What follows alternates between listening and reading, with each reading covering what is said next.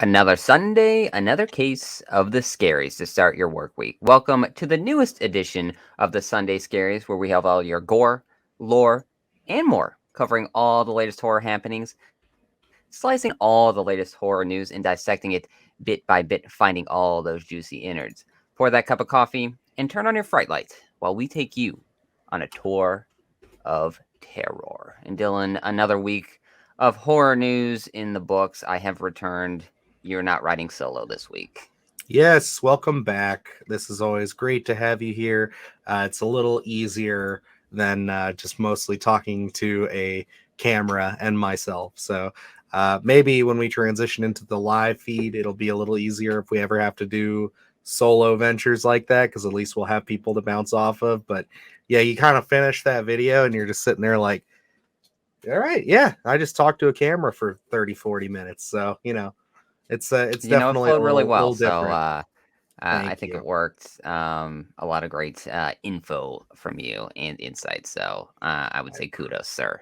I appreciate it. Yeah, and it really worked out for me with the fact of the stories I chose, because we had talked a couple of stories, but we didn't really like finalize anything Confirm. because then you had a lot going on.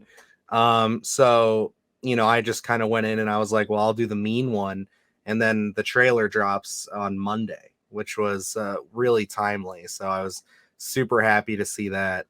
Yes, which we are acquiring tickets for. Yeah. So we should be able to get that review out this coming week, hopefully. So that's going to be exciting. A lot of course, we are full on Christmas horror on the channel and in the theaters, as we have just seen Violent Night, which is not really horror, but kind of genre anyway, which was, at least from my perspective, a lot of fun.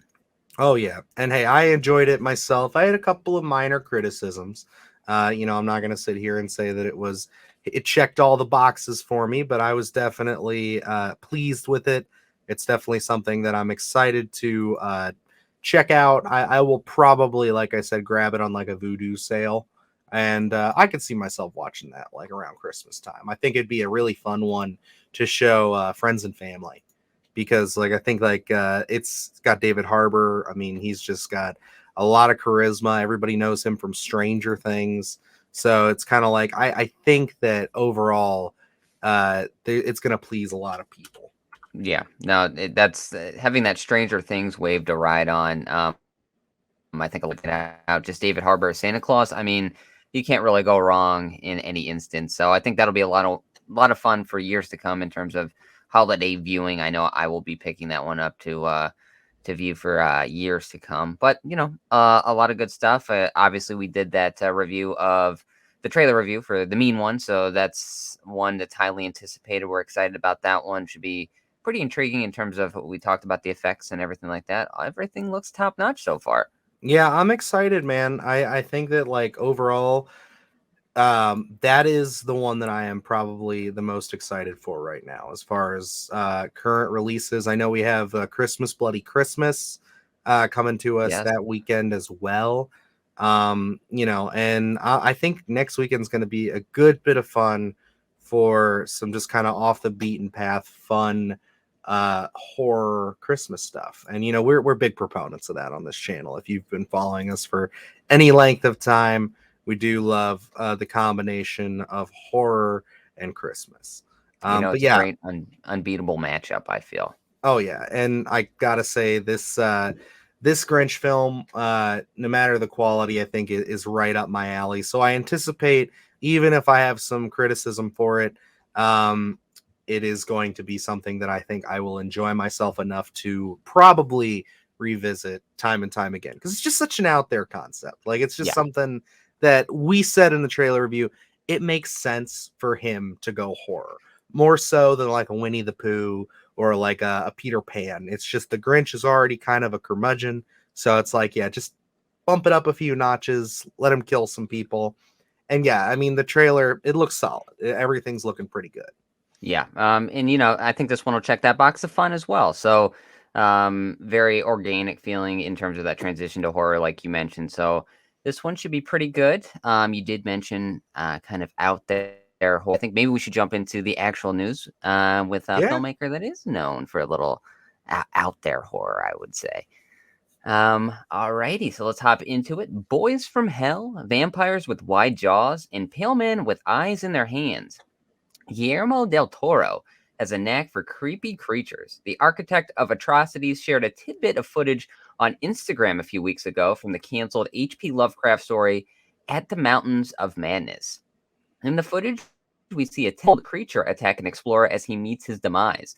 While only a small taste of what the film could have been, it gives us a glimpse of what a H.P. Lovecraft story could look like with Del Toro directing the ship.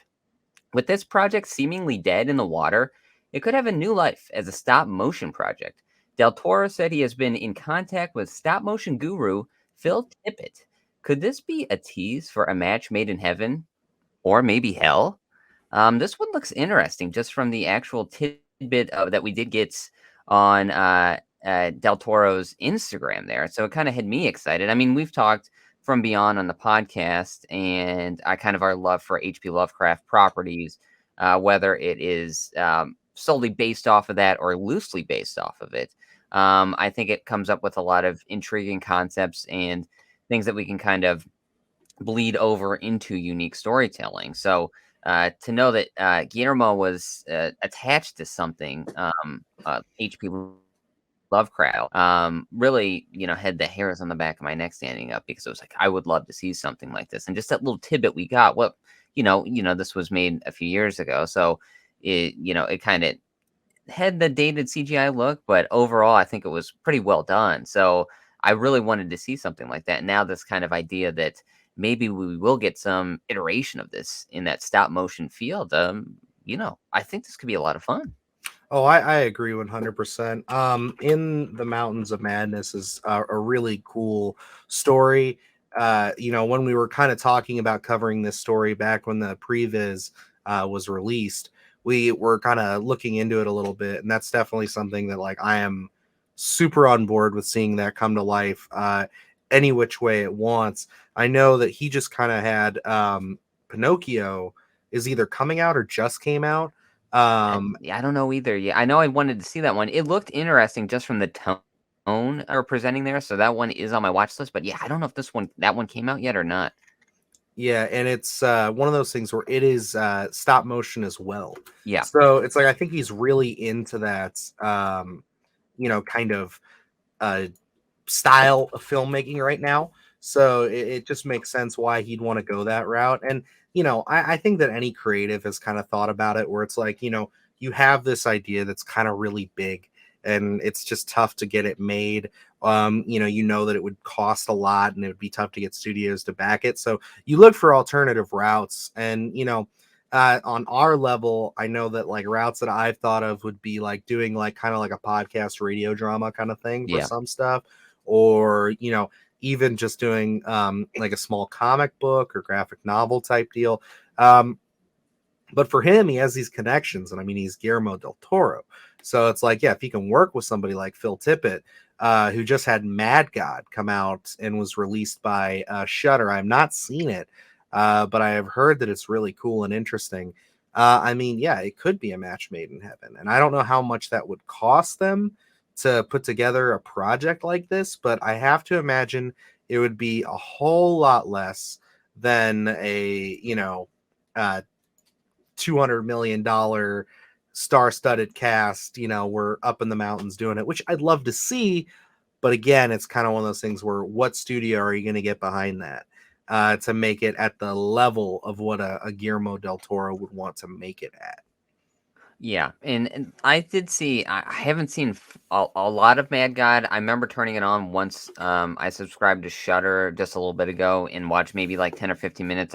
Made the mistake of turning it on when I was just trying to kill time before I had to go do something, so I never went to fully commit to it. So now getting this news, I definitely want to go back and watch it because even the little bit that I was mesmerized by it. It was so well done. I like the idea of the stop motion almost genre in a sense here where like looking at that little tidbit that he gave us on his Instagram, like I said, it's CGI, it looks okay, but you can tell it's a little dated, and then you kind of run that risk, especially when you're dealing with HP Lovecraft.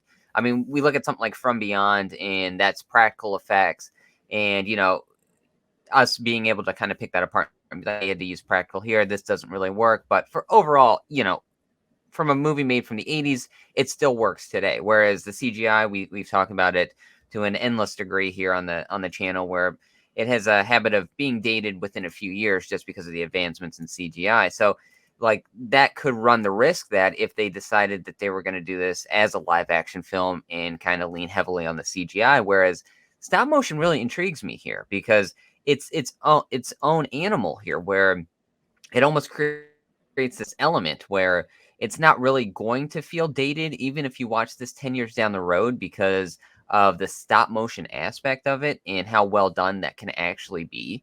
So this really intrigues me, and I'm a big fan of these. It doesn't have to be in the exact same medium where everything has to be a full length live action film. I love these Mhm. aspects of we're going to do a stop motion, we'll do, full on animation, whatever the medium works for the story that's going to be told. I think, I'm a huge fan, huge supporter of it. And with a mind like Guillermo's, it's just like, he's going to be thinking of so many interesting things where that budget will probably tend to grow if we want to achieve everything that's in his head to come out on screen. So kind of leaning on the stop motion aspect here, I really feel like the parameters here are almost endless, where it's like, the budget's probably gonna be cut tremendously, so they're gonna be like, "Go for it!" The better here, and this absolutely intrigues me. I was so happy to see that he had been in contact to try and maybe pivot and make this some sort of stop motion because a lot of people want to see the live action stuff. Which I mean, if he made this in the live action, hey, I'd be in the theater to check it out. Oh, But absolutely. it's like anything where he's going to dive deep into the sci-fi realm like this. I mean, for me, he doesn't miss. So it's like I'm intrigued by any story that he wants to tell, an idiom that he wants to tell, and I'm going to be here for it. 100%. And I figure since we didn't cover it a couple weeks back, because this was actually going to be a story when we decided, we're going to cut back Sunday Scaries a bit and relaunch it. I figure we'll show a little bit of that previs. I pulled it up here just so you guys can get a sense of what we were looking at. And I mean, like, yeah, this is just previs. So this is just Yeah, something where it's like this was never the animation style. All the audio isn't there. It's just supposed to get the idea across of what we're looking at to sell it. And my God, like, this would be fantastic. yeah, I am so excited for this. Yeah, and I mean, like, even you do that in stop motion, of course. Again, I'd love to see that as a live action property. As you can see here, it says they cited reasons why Universal Studios didn't go ahead with it was because of the R rating and the $150 million price tag. So yeah, like I said, it would have been a pricey boy. But yeah. It I would have think ballooned pretty quick. maybe at the time when they decided to do that project, it may not have worked. I don't see exactly when this was cited that it was. It was supposed to happen in 2011. I Okay, yeah, think in today's day and age, with the advancements in technology and everything, maybe you bring that price tag down to just under 100 mil. Maybe yeah, you could get it done. And I think that with him now being an Oscar winner and all this other great stuff behind him, I think that he would have a better chance of getting this off the ground. And I mean, God, this would just be one of those, like, if you are like us in the sense that you like you know Lovecraftian kind of works, you love the kind of just the mind bending, body snatching kind of craziness that he can kind of bring to it. This is a project that you definitely really want to see brought into the live action. But hey, if we can get it at least just from Guillermo, even if it's stop motion, or even if it's like, I know that was previs, but go back to the old Beowulf days and give us something in that essence where it's like it's kind of that CGI animation, I'd be fine with it. I would really be all right with that. I mean, we got things like Spider-Verse, which look incredible, and that's all CGI absolutely. animation. I mean, like, you can do a lot with it. And I'd love to see a hard R telling of this story. Yeah, and that's where it's like, coming into almost 2023 now, where Guillermo del Toro, that name carries a lot of weight, and even now, so more like the H.P. Lovecraft property, a little more weight than they did probably in 2011, because we're kind of getting in maybe this little renaissance of sci-fi and horror, where that's a big selling point to a general audience now. So I think. Kind of stepping out of the norm and really trying to elaborate on some of these H.P. Lovecraft stories, because there are just so many out there. And I mean, we've talked about good source material, and H.P. Lovecraft is great source material because everything is a lot of stuff is really short, so you can really elaborate on it. You can take those granular ideas and expand upon them. And I mean, just taking those grains of ideas, putting them in Guillermo's head, and letting him tell that story. I mean, I don't think you can miss on this. So whether this is stop motion, live action, I mean, I'm going to be here for it. I really want to. I hope this project comes to life, and we get to see this in some aspect, because, like I said, just a few weeks ago, when it was working on this project, and I was so bummed that this was a decade ago, and we didn't get anything. We didn't really even hear too much about it at all up until he released this footage. And then now it's like, well, what a difference almost 3 weeks makes. It's like we're in this turnaround. Maybe we'll see this project will see the light of day, but I know if it does, we will certainly be on the channel reviewing it. Oh, 100%. I mean, we'll be covering it from head to toe if it does come alive. So I am here for it. Lovecraft, Guillermo, it's a match made in heaven. I really hope this gets off the ground. All right, let's move into our next topic here. Picking on someone his own size may be a little difficult when it comes to our pint-sized psychopath, but that won't stop Chucky. When being interviewed about the season 2 finale of Chucky, creator Don Mancini was put in the hot seat about the potential of a possible crossover. Mancini mentioned the first draft pick for Chucky to go toe-to-toe with, or maybe knife to claw, killer himself, Freddy Krueger. Working with Universal, Mancini mentioned that they have a whole catalog of monsters as possible contenders. Are crossovers something that audiences still want, or did this phase die out in the early and mid 2000s? Because we really haven't seen a lot of these crossovers. I mean, like nowadays when we talk crossovers or genre or films bleeding into other universes, we're talking about superhero films. So we're not really diving into these kind of horror crossovers. I remember being on the internets in the early 2000s, and Freddy versus Jason was such a big talking point. This is before we even had actually seen any footage of it, and it was just like, okay, this is a thing now. And then obviously, Michael being thrown in the mix, Ash being thrown in the mix. It was always different things going on. Then AVP came out, and it was like this whole other deal.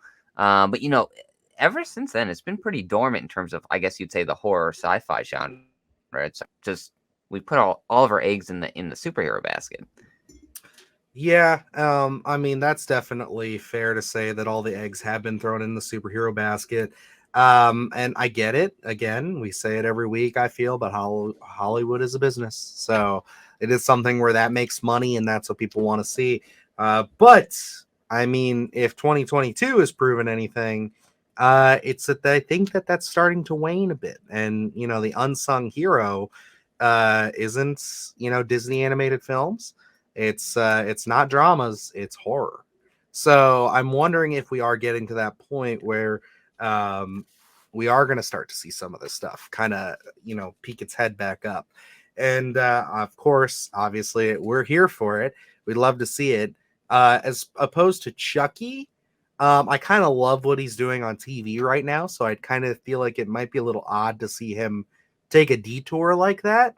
But yeah, I think that, if we could get back to it, really, I think what we want to see first and foremost, in my mind, is we need to see, I'm all for Crystal Lake. I like that idea. I'm here for it. It's happening. Of course, it's Friday the 13th. I want it no matter what. But let's get some films made, or a film made for Friday the 13th. Let's get Freddy back up on the stands again. Let's get him a film. And then let's slowly build into this crescendo again, where now that we've kind of had that early era of Freddy versus Jason, because like I'm gonna be honest here, Freddy versus Jason, it's a fun movie, but this concept could have been done a lot better. It could have been a lot darker, could have been more in line with what we expected from those franchises. And so I want to see that. I think that that's going to be your best bet. And it's like, yes, I know people want to see Jason versus Michael and, you know, all this other stuff. But like, let's be honest here. Freddy versus Jason is a proven concept. And we are now we're going to be 20 years past that now this Yeah. upcoming year. So it's like, yeah, let's say let's bring them back. Let's do it again. Let's do it right. And then we can start talking about, you know, okay, I doubt you'll ever see Michael Myers do that. But some of these other guys, like Leatherface, who's been kind of waning in his franchise, you know, I think that maybe you could get, not saying that it's waning, but, you know, there's a chance you could maybe get Bruce Campbell involved, because I know that was a big one that they turned into a comic book of Ash versus Freddy versus Jason, which, again, I think that makes the most sense. Considering that the Necronomicon is in Jason Goes to Hell. So it's like they kind of allude that that has something to do with him, you know, whether you want to say that's canon or not. But yeah, I think that the crossover potential is here. But if we have to stick to Chucky, yeah, Chucky versus the Wolfman. Let's fucking go. You know, and I think it could be a lot of fun. Like, as we're talking crossovers here, and yes, I think Freddy versus Jason leaves a lot to be desired, but it's kind of like it's hard to please the audience with those things, because you know you're gonna have your hardcore Jason fans, you're gonna have your hardcore Freddy fans, and you know essentially you're gonna end in a draw. So you know I think everyone's gonna kind of leave that film feeling a little lukewarm in a sense, but it's a fun idea to deal with. Like looking at AVP for me, that idea worked. I do think Freddy versus Jason worked to an extent as well, because they're fun. They're almost, you know, in a sub of the actual genre of the film, where it's like, oh, now let's just do some versus film. So it's like it's one of those things where I don't think it has to be taken so seriously. So when we're looking at Chucky here, I think it would be interesting to kind of randomly throw him into a versus film that doesn't really make any sense. I mean, like with everything going on in the Chucky verse, in a sense, where now we're pivoting to television, and we've just had the closure of season 2 here, and we've had so many different personalities of Chucky, I guess you'd say, kind of branching off and seeing all that stuff work. I mean, Chucky is, I feel like, probably a franchise in the horror realm that I think people would be like, yes, 100%. You don't even have to tell me who he's fighting. I will be on board because it feels on brand here, you know? So I think it would be a lot of fun. As you're mentioning things, I mean, like, it just in the horror realm themselves, you know, I think Chucky versus Ash could be a lot of fun, just from the interplay between the two would be interesting to see. I know I've seen Chucky versus Leprechaun thrown around a few times, which, you know, that could be fun with the one-liners and things. Even Chucky versus Killer Clowns could be fun. So I think you kind of have a lot on the table there. Even with the Universal Monsters, I think could be a lot of fun in terms of whether it's a Halloween special or, you know, something like that, where Chucky's on the Universal Monsters, like a Monster Squad deal. It's just like this little tongue in cheek that doesn't really make any sense. It's just a fun experience thing. I think that could be great. So, you know, them talking about, there are things on the table being talked about right now. I do love the idea of bringing back some of these, you know, versus films and seeing where we can go with it. Like you said, I do think we need to load the roster up a bit, kind of get everyone back on course here. And I think maybe Jason, Freddy, Michael, all these guys, I would like to see kind of have their own time period right now, where it's like, let them get a few films under their belt. Let's build a trajectory here, because by the time Freddy versus Jason kind of came out, that was kind of like, what are we doing here? Jason was in space. Freddy kind of really got meta in the mid 90s. So it was kind of like, what's left to do with these franchises other than a versus film? But like how we had just talked about, this is kind of, we're in this little renaissance of horror and sci-fi and all this stuff where we want these slashers come back. So I think these guys kind of need their time period to kind of just get their feet back in the water, get the audiences back in the seats, let them experience, all the rides we want to go on in Crystal Lake or in Springwood, and see where we want to go with that. Whereas like Chucky, he's been around, so it's like I think he's very much in that idea of you can almost do anything with him and it's going to feel fine because of the one-liners and the jokiness and the zaniness that it's kind of been, especially with the new TV series. So it's like I think that feels fun, and I think you can bring even one of those Universal monsters just in it, do a fun little hour thing. Even if you wanted to do it, annually, I think would be, a Halloween special would be great. So this does intrigue me. I'm glad that they are working on this because it does show kind of, we're not just focusing on one little thing here. They're open to a lot of stuff, and if any with the TV series of Chucky, it's proven that when you kind of lean into the comedy elements and the out there ideas, it really works. Yeah, and I think that that's a very fair point to make. That it is like his show is very much out there, and it would work really well to do that. And I hope that this does get some legs going. Do I think that it'll be right away? No, but like I said, with this kind of horror thing kind of starting to really pop up, I say that if it's like 2 or 3 years from now, if we're still seeing a lot of studios banking on horror and it's still doing well at the box office, we're still getting a lot of these TV shows, then I think we'll get a lot closer. Because Freddy versus Jason was talked about in the early 90s, coming off the 80s wave of all that, big blast of horror. And it didn't show up till the 2000s when things really were kind of at the end for a little while there. So I kind of hope that, we will get something more experimental like this soon. But Yeah, how soon? That's just, we're going to have to wait and see, really. Because, yeah. Don Mancini and them, they can talk all they want. But at the end of the day, it's like they're not the one. He might be the one holding Chucky's rights, but he doesn't really hold the power with all these other characters. So Yeah, he so can it's like, pitch and pitch and pitch, but until you get somebody else to say, yeah, we're kind of just at our wits' end here, just waiting to see. and as we're looking at this stuff where, I said maybe some of these A-list slashers maybe need their own time in terms of getting back into the swing of things with their own films. And Chucky's been around for a little bit. I mean, you have a lot of guys sitting on the sidelines that are almost dormant, and not really doing too much. As we're talking here, Chucky versus Art the Clown could be a lot. Oh yeah, So I yeah, a don't know lot what of would up be and in store comers there, too. but I think that could be a hell of a good time. And I know before we move on to our next topic here, I do want to mention we did kind of get into this. I think during Terrifier 2, friend of the show. What I don't want to say his name wrong. He does comment on our thing. So El Royo, I Yeah, believe. El Rayo. He actually posed that question to us. So a little shout out to him because that got our brains going too. So Mm-hmm. I do have a little bit of No, a discussion on that in the Terrifier 2 watch along. oh, absolutely. Yeah, it was a good time. Lots of fun. Thank you again, El Rayo. We appreciate you and all of your support. He also made us our first little piece of fan art, which I threw up on Twitter. Nice little motion graphic kind of cut together of our logo and everything. So we appreciate you and your support, sir. Uh, Always. always. All But right, let's hop into our next little topic here.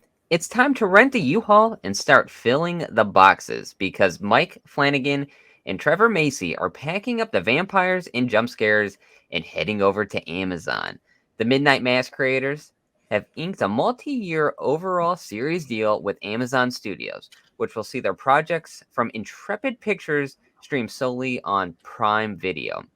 Accompanying the news of Mike and Trevor's move also came the cancellation of the Netflix series The Midnight Club. Partnership with the streaming juggernaut will be coming to an end. Flanagan has created some can't miss properties for Netflix. Will he be able to create the same magic with Amazon, or could that magic get lost in shipping? Now, this one kind of caught me off guard a little bit because, when you think Mike Flanagan, you think Netflix limited series, so kind of making that move. I wasn't expecting it.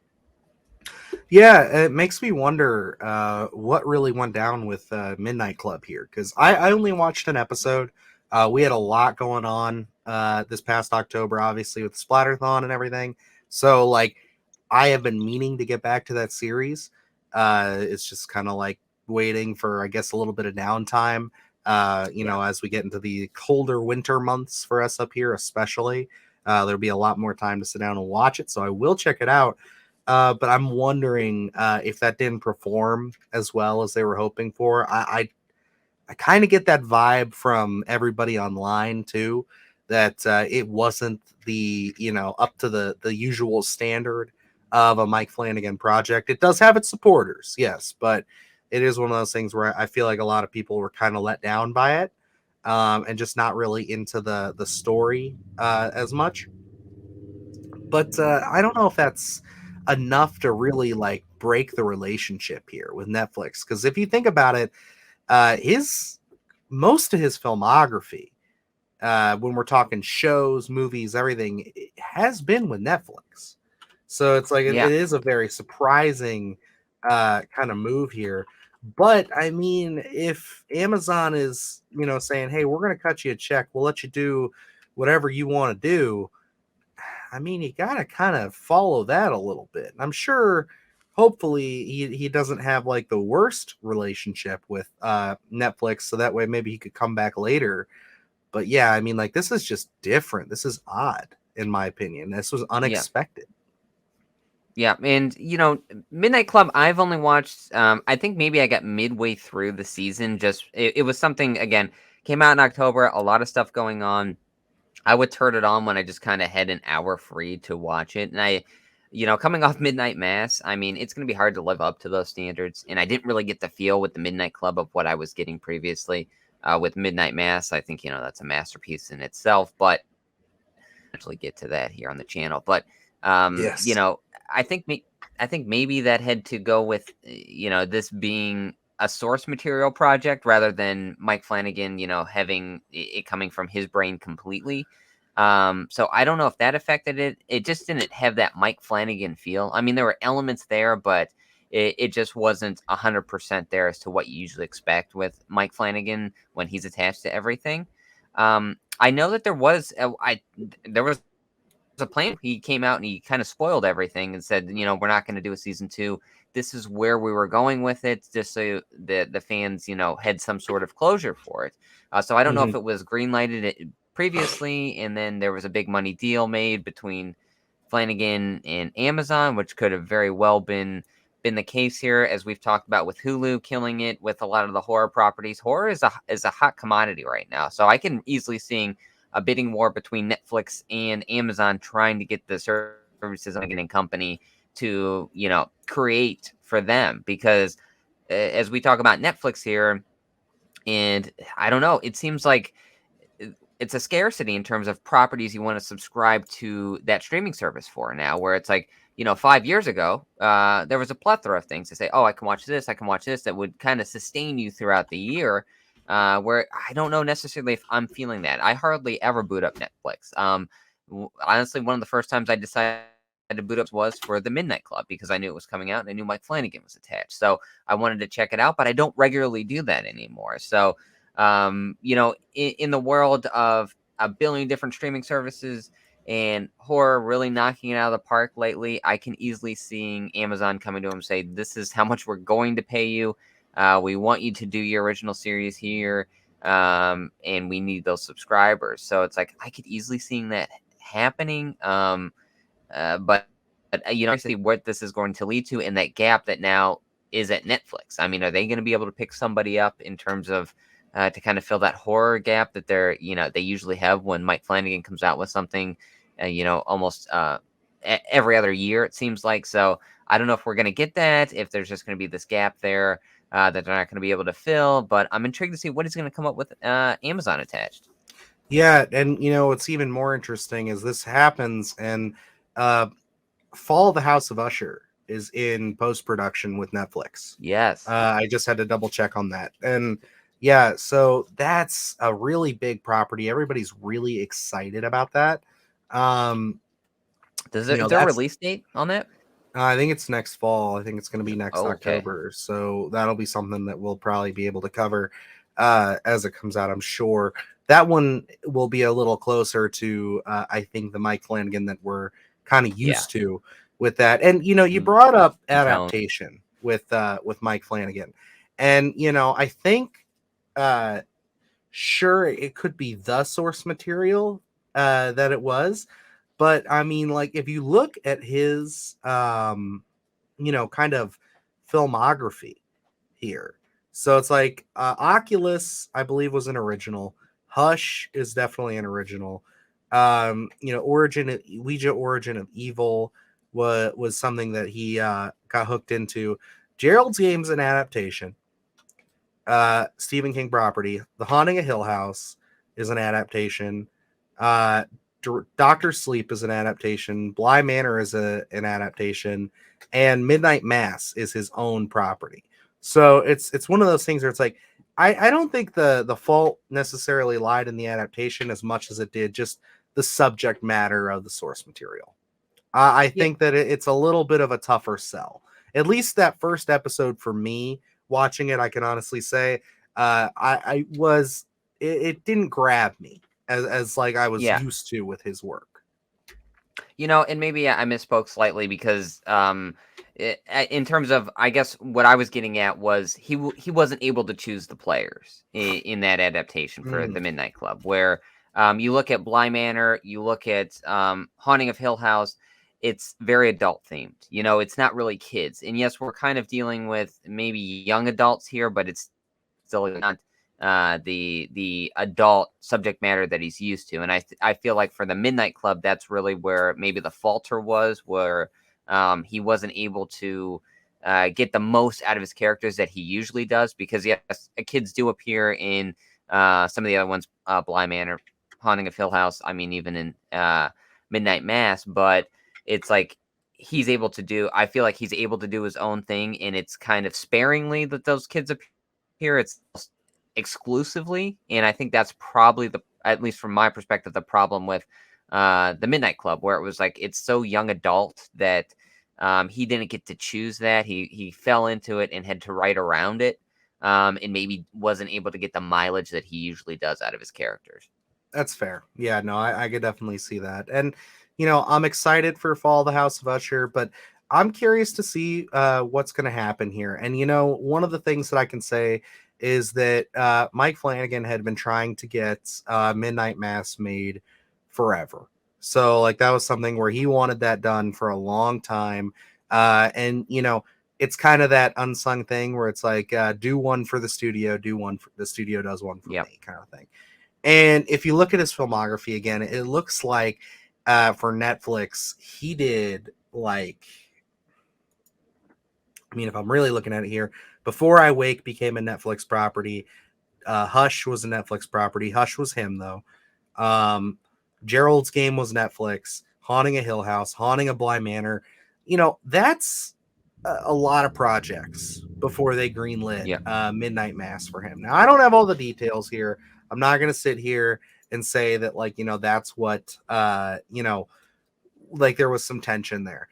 But yeah, I think that maybe the enticing nature of whatever Amazon sold to him and his writer there of saying, you know, hey, we'll let you guys do more original properties, maybe is what it was. Or maybe they just have the rights to a property that they're both really excited about. It could be any number of things. And until we get more details, we don't know. But yeah, I think that that could be a little bit of a point of contention there. Where, you Yeah. know, Mike Flanagan is an established name. People know him. Even if you don't love Midnight Mass, you probably love his other works. It's like, even like, you know, Luke and I, we differ on Doctor Sleep. I love that movie. Luke is not such a fan, but it is one of those things where it's like, we're still excited for anything the man puts out. Like, because I Yeah. mean, we can both agree the Midnight Mass is a masterpiece. So it's one of those Absolutely. things where it's just like, he is an established name in this universe and in filmmaking. Yeah. So it's kind of just one of those things where it's like maybe he just wanted to stretch his legs. Maybe there was a better deal. any number of things. But I'm happy for him. I hope that this is beneficial. I hope that it doesn't turn into a bust. But at the end of the day, I'd also like to see him come back and reteam with Netflix. And I don't want that to be a total waste, because I think that they've had a lot of great successes together. Yeah, and I'm intrigued. I never know how any of these deals are struck or revisited, because I mean, Mike Flanagan, uh, pre Doctor Sleep was in a very different realm than Mike Flanagan post Doctor Sleep. I feel so much one of those directors now where you say Mike Flanagan, it means something. So I don't know if he was stuck in a Netflix deal for a long time, and finally that came up, and Amazon made him the deal that he could not refuse. Either way, I'm intrigued to see what kind of properties he's going to be making here in the future. I mean, we gush already about it. Midnight Mass is just something on another level. I hope we get something similar along those lines for his next. Either way, I'm intrigued to see what he's going to be doing, and I think it's going to be a lot of fun. I agree. I agree. But I think we All should right, probably let's move on to our last topic there. Yes, let's hit it. Lions, tigers, and cocaine bears. Oh my. It's time to go to the woods, sit by the campfire, and have a little intervention because a big brown grizzly has a habit he just can't kick. A trailer for the new creature feature, Cocaine Bear, just dropped that shows a big brown bear ingesting a big ass package of the booger sugar and going on a bit of a rampage. Directed by Elizabeth Banks, the film has its moments of fun, but mixes it up with some downright terrifying scenes that could lead to a gore fest. The film's release date is slated for February 24th, and with a cast that includes Kerry Russell and the late Ray Liotta, this film could be a lot of fun or a downright disaster. Is this a creature feature we will remember for years to come? Dylan, I know you're excited for this one. You brought it to my and we were sitting in the theater right before Violent Night. I did not get a chance to check out this trailer. I was aware of it, but did not commit to it. And you were like, looked at me and said, "Do you know what this is for?" And I was like, "I do not." And then that took me on a bit of a ride. Yes, I definitely have been curious about this project. I like my creature features. That's something that is it's something that I'm very open about. I love my monster movies. I love my animals attacking people. And is this pure horror? Probably not, but it's definitely going to be a fun, gory genre fest. It looks like, and Yeah, yeah, this looks awesome. I am so excited for this. I do like Elizabeth Banks quite a bit. I like her acting. I like some of her roles. As far as directing goes, I did not see the oh god, what was that? The Charlie's Angels that she I had come pegged you out a for a big couple years Charlie's ago. Angels fan. Yeah, right. But I do like her work a lot, and I do like that she's kind of stepping behind the camera here. I think there was something. I'm gonna check real quick. Um, so I'm pretty sure there was something. I remember her from Brightburn. I know that was an Yes, acting she was thing in here. Slither. Yeah, Slither, of course. We love her in Slither. Yeah. Oh, and Pitch Perfect too. I actually don't mind the Pitch Perfect movies. It's something that was something big for my sister at the time. So, we went and saw those and everything, and I don't mind them at all. She's very funny in them. But I'm so curious to see her take this material and run with it. It was a little bit of an off put for me to be like, is this something that she wants to do? But man, looks like she's doing a great job, because this looks like a fun, gory, crazy movie. Yeah, And I think that it is also very important to mention this is one of Ray Liotta's last films. He did unfortunately pass away this summer. And he's a legend in this industry. I mean, I always think about Goodfellas whenever he comes up. I mean, that was one of my first big real exposures to him. I absolutely adore that film. And I gotta say, rightfully so. it's so telling to me of just what an actor he was, because you and my father had the exact same reaction to seeing him.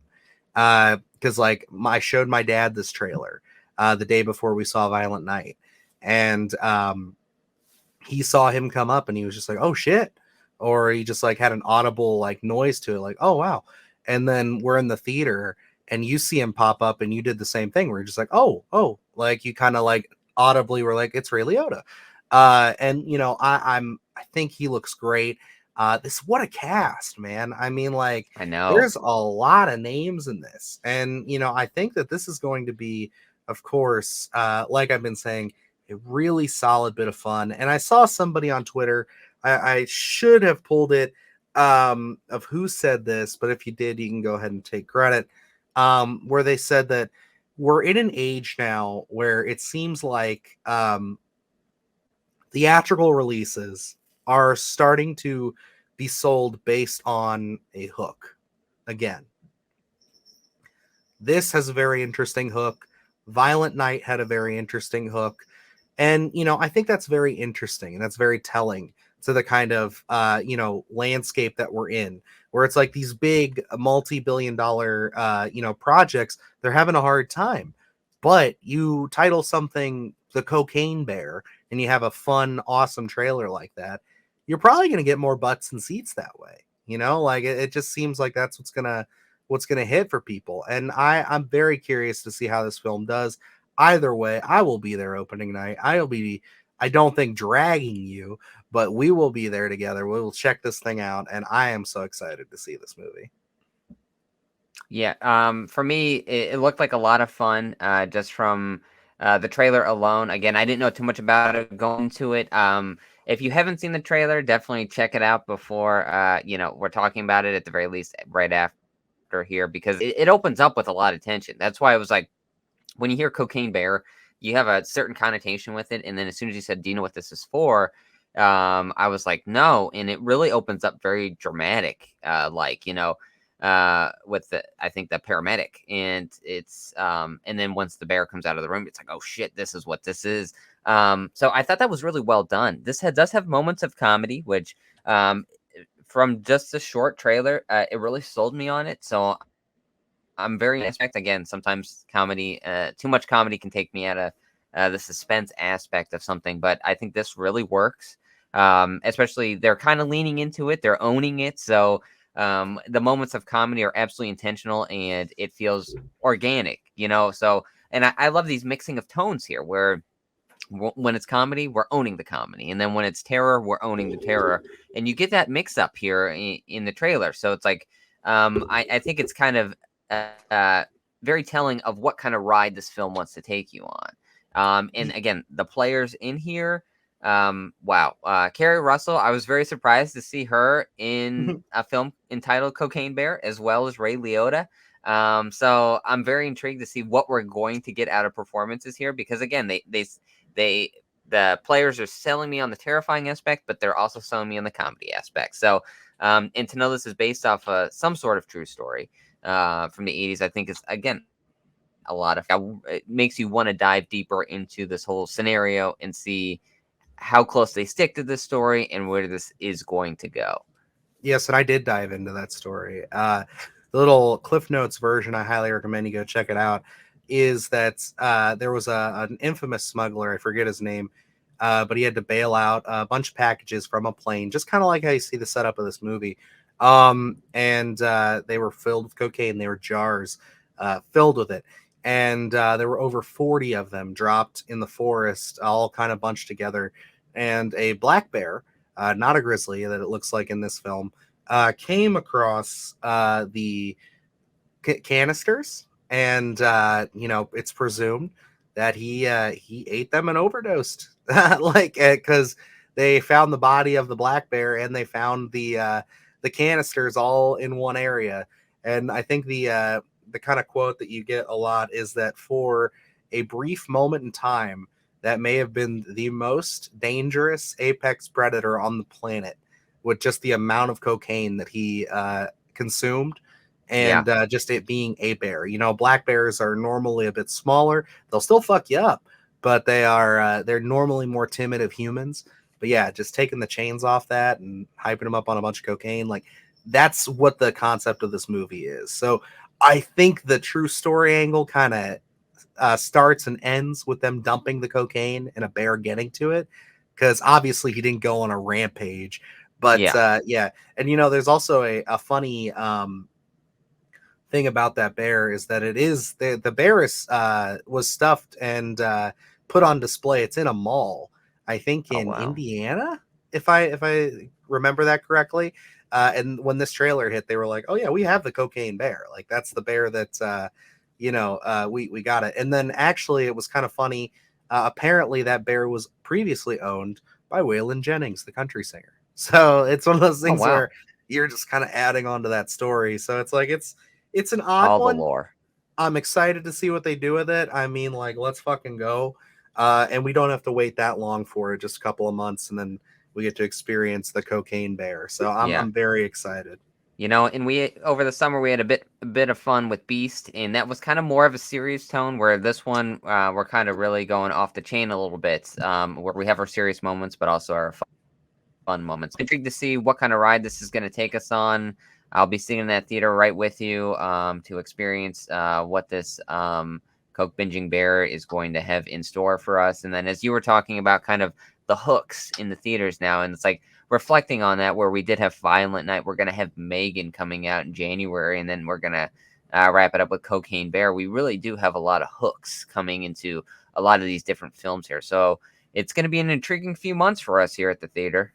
And I want to say, to kind of piggyback off of that, it's like hooks are big, but word of mouth is starting to come back too, Yeah. with things like Smile and Barbarian really coming out and making a ton of money.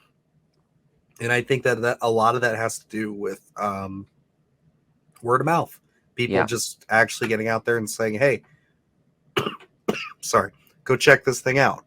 Yeah, and that's where it's like almost a uniqueness is coming back as we touched on the whole Chucky crossover, where it's like that type of stuff is making a comeback, where it's like the audience wants to be entertained. They want something unique and original, and I mean, Cocaine Bear fits the bill there. So I'm intrigued to see what they have in store for us. I think it's going to be a lot of fun, for better or worse. I think we're going to get something that we're probably going to be talking about for the next few months on the channel after we see it. Absolutely, I'm here for it. I know that you're excited. Cocaine Bear all the way. I cannot wait for February to get here. There we go. We'll be doing lines right next to him. So Though we're very in it. nice. All But right. Well, I think that wraps us up here for the it Sunday Scaries does. this week. Yeah, it Very was a good week. successful week in news, I would say. I know. And then we got a lot of stuff. I'm curious to see what the news is going to be leading into next week, because we got a lot of stuff we're doing just on the channel. So keep your eyes out. Like we said, we're going to be acquiring our tickets for the Mean One right after this. So once we hit that end session button, and we'll be getting you guys a nice early reaction to that, as well as a review, all coming out on the 8th. So definitely keep that up there. I'm super excited for that. I think that's going to be a good bit of fun.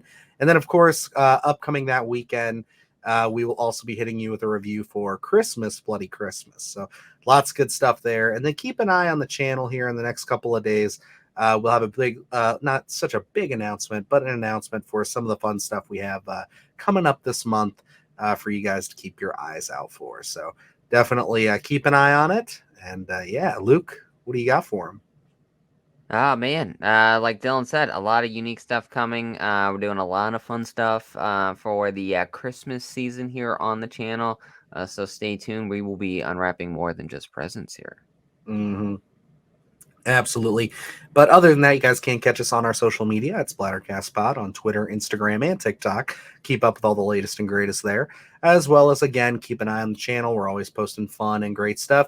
And if you are new to this and you have not yet done it, please hit that subscribe button. We are dangerously close to 500. Last I Teetering. checked, as of recording at this, we are at 498. So we are probably going to crack that this week. So all I can say is thank you guys for all who have done it, and I really, really hope that we get there. And I hope that we'll have some fun stuff for you guys to keep your eyes out for. Because yeah, we are on this train. Once we crack that, we're going to 1,000. So Eager let's to keep it entertain, going. we are. Absolutely, and we got a lot of fun stuff coming your way, as usual. So keep your eyes peeled. But anything else for him, Luke, or any No, I parting mean, words for the yes. week? Get yourselves ready. We got a new Splattercast coming out. That's gonna be a lot of Oh fun. yeah. A lot of storytelling there, and a special treat for us. I mean, it's a film that we both love, and maybe started this friendship, I would say. Oh, good point. Good point. So if you've been keeping up with us, if you're eagle-eyed at all, you'll probably know a little bit of what we're talking there. So let's keep it up. But all And, righty. Well, I guess that's gonna wrap us up here. So until next time, I'm Dylan Newell. and I'm Luke Janesco. And remember, stay scared.